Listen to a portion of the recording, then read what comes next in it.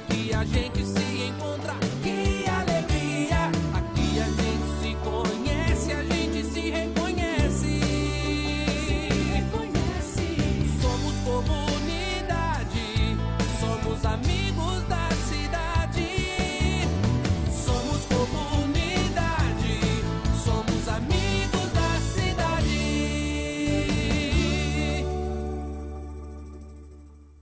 Eu vos afirmo de igual modo, diz Jesus, há júbilo diante dos anjos de Deus por um pecador que se arrepende. Como o Senhor nos dá a importância do arrependimento, como Ele nos leva a entender que o arrependimento, quando um pecador se arrepende, é tão importante. Por quê? Porque quando nós nos arrependemos, porque todos nós temos pecado. Quem não tem pecado, atire a primeira pedra. Todos nós temos pecado, todos nós erramos no curso da vida, do dia, da história. Mas quando nós nos arrependemos, não só temos remorso, mas nos arrependemos verdadeiramente em Cristo. E quando olhamos o nosso erro e nos sentimos culpados por ele e desejosos de mudar a situação, verdadeiramente há festa nos céus. Por isso essa parábola, a parábola dessa mulher que perdeu, ela tinha 10 dracmas, ela perdeu uma e ela não sossegou enquanto não a encontrou. Se você porventura tem perdido alguma coisa na sua vida, na sua história, se você sentiu que está fazendo falta algo que você tinha, que agora você não tem mais e que era de suma importância, valores na sua vida, o valor da integridade, o valor da conduta, o valor do caráter, o valor da honestidade, o valor da sinceridade, da fidelidade, o valor do compromisso. Aquela mulher tinha 10 dracmas, 10 valores. Ela perdeu um. Talvez você tenha, no momento da sua vida, perdido alguma coisa. Vá buscá-lo, vá encontrá-lo e faça uma festa. Convide sua família e diga, eu estou feliz porque eu recuperei aquilo que eu havia perdido. E então haverá uma grande festa, com certeza, não só aqui, mas lá nos céus também. Esse é o programa Amigos da Cidade, eu sou a pastora Jurema, fique comigo porque nessa manhã nós temos uma conversa muito importante e que pode clarear muitas coisas para todos nós no dia de amanhã. Como eu disse para todos, hoje nós temos assim um bate-papo, um momento muito importante e eu quero que nós possamos fazer durante essa semana, no programa Amigos da Cidade, esse momento importante, pelo domingo que nós vamos ter aqui as eleições, para que nós possamos colocar no nosso coração realmente o que eu quero, como eu quero e que postura eu devo ter neste momento. Tá? E eu tenho aqui o nosso professor, nosso doutor, que aceita o nosso convite e me deixa muito feliz quando ele pode estar aqui, tá? Porque nem sempre ele pode, né, gente? Que é o doutor Robervani. Bom dia, doutor. Seja bem-vindo. Bom dia, pastora Jurema. Bom dia a todos que estão nos ouvindo, nos vendo. E é um prazer estar aqui para poder conversar com as pessoas sobre temas que são importantes para todos nós. Com certeza. Na sexta-feira eu recebi aqui a visita do vereador Batilani e puxamos assim um assunto de um momento que eu estou vivendo, um livro que eu estou lendo e esse livro me traz assim algumas perguntas, tá? Na verdade, o autor ele trata sobre essas perguntas porque ele diz que grandes civilizações definharam e morreram por causa de alguns itens principais. E eu peguei alguns desses itens. Podemos conversar sobre eles? Podemos. Primeiro seria, na visão desse autor, o enfraquecimento da dignidade e da santidade do lar, que é a base para toda a sociedade humana. Isso aconteceu para que uma grande civilização, falando principalmente do Império Romano na época, viesse a morrer. Nós poderíamos colocar um paralelo, isso poderia ter sido só no passado ou entendemos que acontece também no presente? Não, pastora, isso acontece agora. Na realidade, quando se fala da família, nós falamos da base, é onde a sociedade, é o embrião da sociedade. Então, por exemplo, nós trabalhamos na educação, as pessoas tendem a imaginar que na escola e na faculdade nós transmitimos aos alunos todos os valores que ele deve ter para ser um cidadão, para ser uma pessoa que possa viver e conviver em sociedade. E na realidade não é isso. a base de tudo, ou a educação, começa justamente com aquilo que o pai e a mãe passam para o filho no seu lar. Esse é o primeiro momento, né? Os verdadeiros valores, eles são transmitidos aí. Então, se nós queremos ter uma sociedade melhor, mais justa, mais igualitária, mais ética, né, nós precisamos investir na família. E tudo aquilo que diz respeito a ela, na sua formação, na sua construção. Então, há um dito popular que diz, educação se traz de casa, né?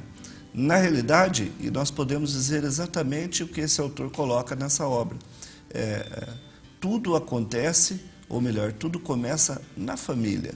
Então, se a família é desagregada, se há desavenças ou maus hábitos, maus exemplos oriundos do comportamento do pai ou da mãe, isso vai influenciar diretamente na formação do filho.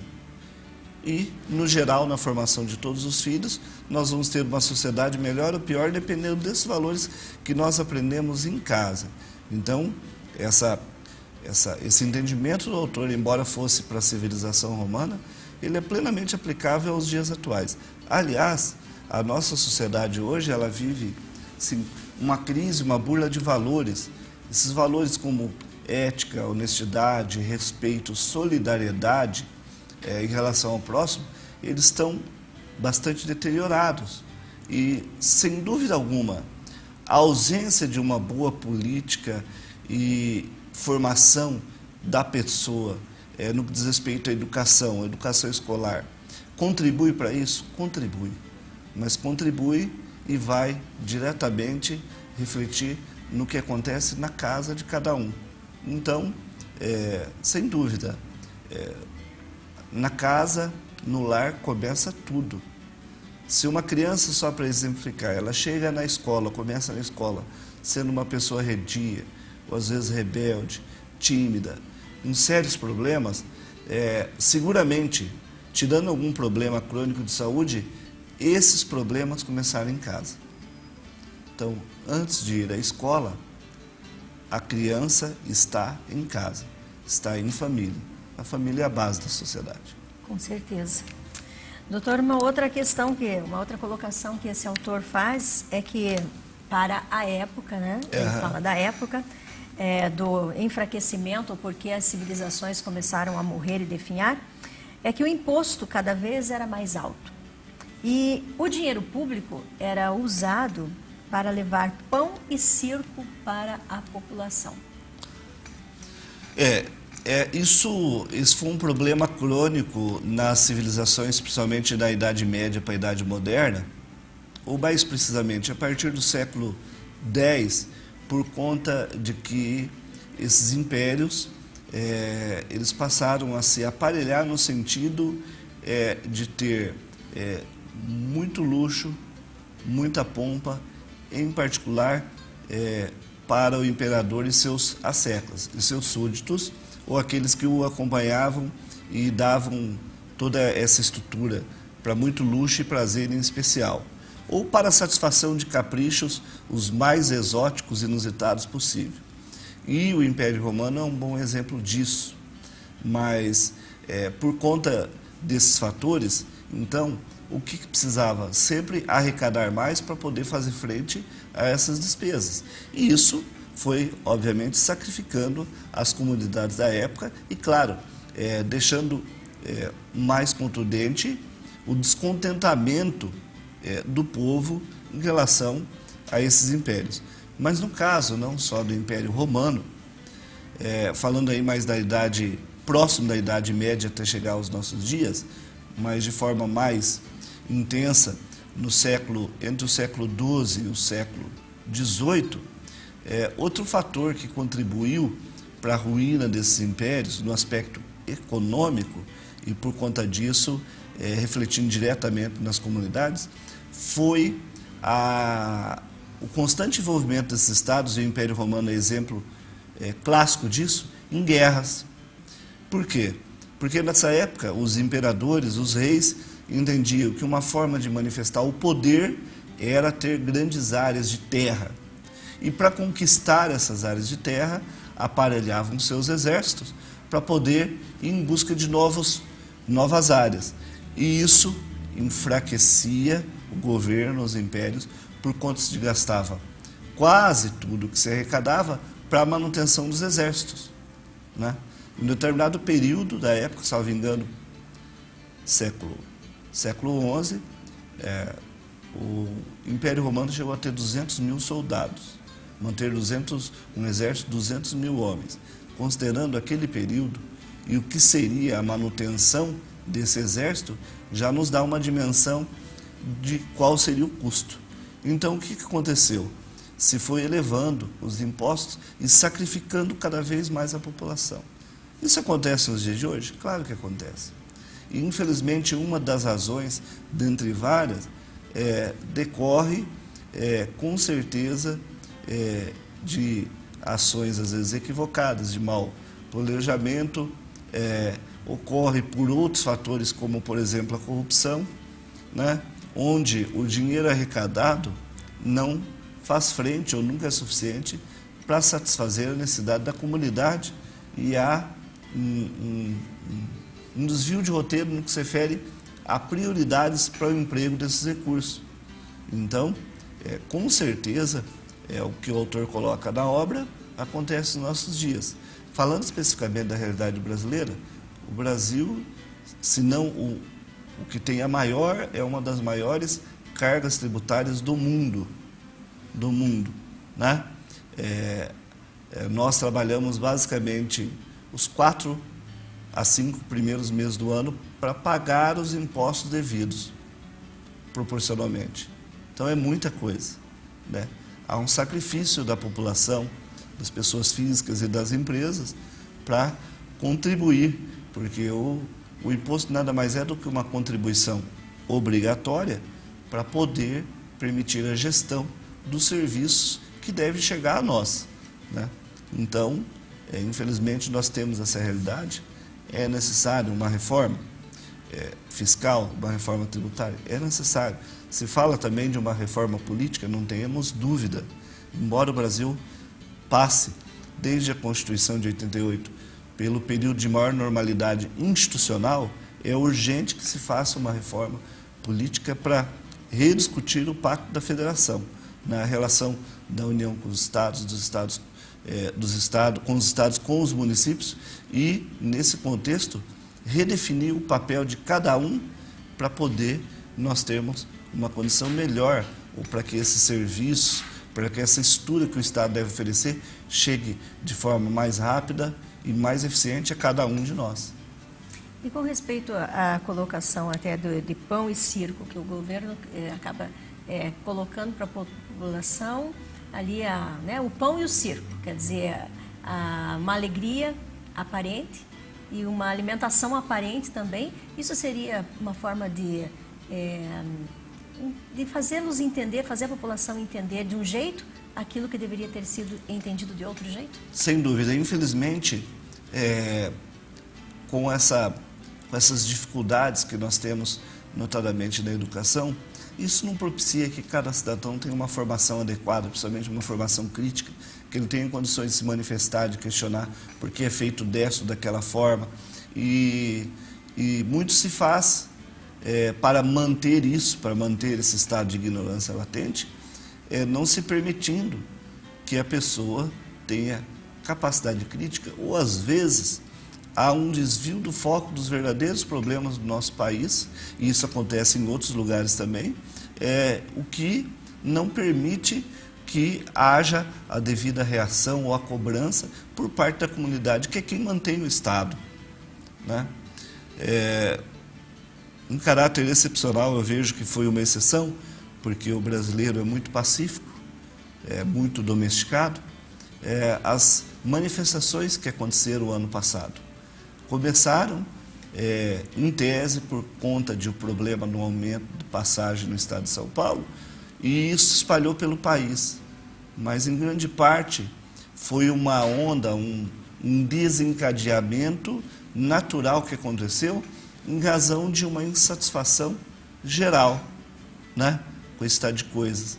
E um dos fatores que desencadearam isso, sem sombra de dúvida, foi a indignação, principalmente com a corrupção na administração pública, no serviço público, no parlamento, em todos os níveis do poder.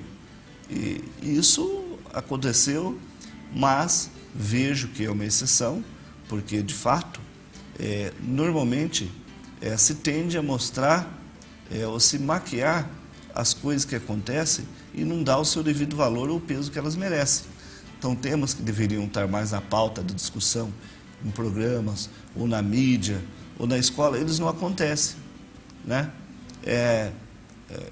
Só para exemplificar, a questão de a população ficar mais direcionada ou voltada para o pão e circo, foi a realização da Copa do Mundo no Brasil. Apesar disso, tiveram vários questionamentos e protestos, principalmente quanto à gestão e a realização das obras, o que iria beneficiar ou não a comunidade, e o que estava beneficiando somente entidades estrangeiras, a FIFA e principalmente os grandes patrocinadores. Então, esse é um exemplo. A impressão que se deu pelo clima que se instala durante o período da Copa do Mundo é que tudo no Brasil ia muito bem, que não estava acontecendo nada e que nós não tínhamos problema. Então, a pauta que se coloca para a comunidade, normalmente não é uma pauta voltada para discussão, com racionalismo, com ponderação a respeito dos problemas que nós temos, mas somente se voltar, ou na maioria das vezes se voltar, para grandes eventos, para assuntos mais artificiais, como você olhar num diário eletrônico, no jornal, e grande parte se direcionar, por exemplo, somente a notícias do mundo artístico, por exemplo. Enfim, todos esses fatores contribuem para que nós não tenhamos uma formação mais crítica, para que o cidadão não seja propriamente cidadão, né? Em muitos aspectos, às vezes, o cidadão é visto mais como número, como estatística, e não propriamente como uma pessoa que merece atenção, que merece cuidado, não só a pessoa, mas, claro, o embrião, a base da sociedade, que é a família. Com certeza, com certeza. Eu vou para uma última pergunta, porque, na verdade, às 5 eu não vou conseguir fazer, né? Que o nosso tempo não vai nos permitir. Os temas são bastante complexos. Com certeza. Eu tenho aqui a pergunta número 5, que fala sobre a desvalorização da religião. A fé tornando-se apenas um costume, perdendo assim a vida e o poder e a essência de se gerar pessoas realmente com fé, com idoneidade, com espiritualidade. Essa foi uma das colocações que não sou eu, pastora Jurema, que estou fazendo, mas que o autor, Eduardo Gibbon, ele fala no seu livro A Queda do Império Romano. Olha, pastora, a fé, a crença pelos integrantes de uma sociedade, ela é fundamental para o equilíbrio dessa sociedade. Por quê? Porque a fé traz uma das coisas que é mais importante para que você tenha realmente uma família estruturada, equilibrada, e a partir daí uma sociedade equilibrada, que é o culto a um valor, né? A pessoa que tem fé, ela tem valores, ela tem noção, ela desenvolve, ela pratica o senso de ética, de responsabilidade, de honestidade. A pessoa que tem fé e que pratica, ela dá outro valor e outra importância à família, né? Então a fé, independentemente de qual a pessoa professa, ela permite que a pessoa tenha mais equilíbrio, mais ponderação e que ela desenvolva um padrão de conduta, né? Então, em especial no Império Romano, a fé foi se traduzindo apenas num costume, num folclore, como se fosse uma cultura popular, justamente por conta da influência e da postura do imperador romano, né?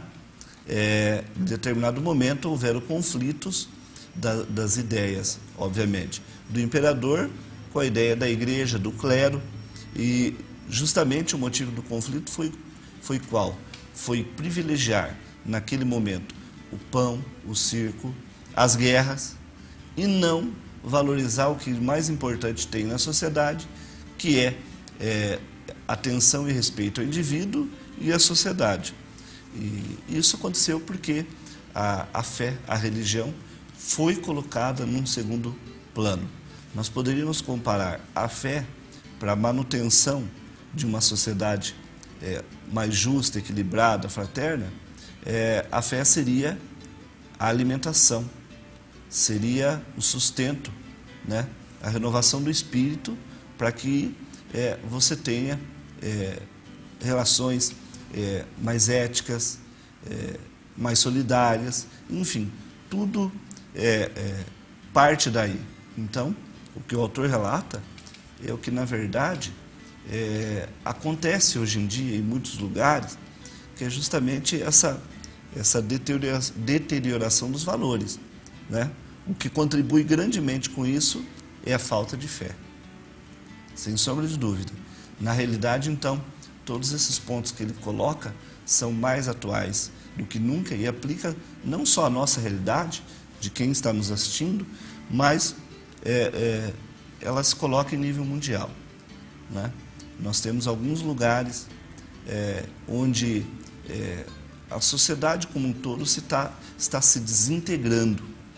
E isso se deve basicamente à atuação dos governantes e um dos aspectos em que ela se reflete é se essa comunidade tem condições de professar a fé e, efetivamente, de praticá-la. Um exemplo que nós vemos que, pelos noticiários, que a sociedade está se deteriorando, e em grande parte por causa disso, é a Venezuela, né? O aumento da violência, o Estado desestruturado, apenas fazendo propaganda de um regime, né? Um país extremamente rico, um dos maiores produtores de petróleo do mundo. Para você ter uma ideia, lá o centavo, o petróleo que é subsidiado, custa em média, salvo engano, 20 a 30, ou menos do que isso, parece que menos de 20 centavos o litro. Todavia, a população tem feito filas e disputando os alimentos, né? Ou às vezes saqueando os supermercados, enfim. E no meio de tudo isso, como elemento que só aumenta essa desigualdade, esses conflitos, é a ausência de fé, sem sombra de dúvida. Então, o que o autor coloca, todos os temas que ele coloca, na nossa opinião, são mais atuais do que nunca. Infelizmente. Infelizmente. Infelizmente. Doutor, olha, meu tempo está esgotado, mas eu quero lhe agradecer. Obrigada por realmente ter, né, nos separado essa manhã, para que juntos pudéssemos compartilhar com o teu conhecimento algumas coisas que nós estamos vendo acontecer no nosso país, na nossa cidade, no nosso estado, de uma forma ou de outra, né, pequena ou grande, não importa, mas que estamos vendo acontecer e que assim nós possamos acordar também. Muito obrigada. Eu que agradeço, pastor Jurema. Desejar um bom dia, uma boa semana a todos que estão nos assistindo e conectado a todos esses temas, nós temos aí as eleições no próximo domingo e como cidadãos, como pessoas, nós devemos ponderar, refletir sobre o que nós queremos para nós mesmos, porque um dos grandes equívocos é muitas pessoas pensarem que o dia de eleição é um dia de feriado, um dia que nós não devemos, por exemplo, atender a convocação da Justiça Eleitoral para prestar um serviço dessa importância, ou que é mais um dia como outro qualquer. É um dia importante porque diz respeito à realidade no futuro de cada um de nós. Cada um de nós. Obrigada. Aqui a gente passa todo dia, aqui a gente se encontra.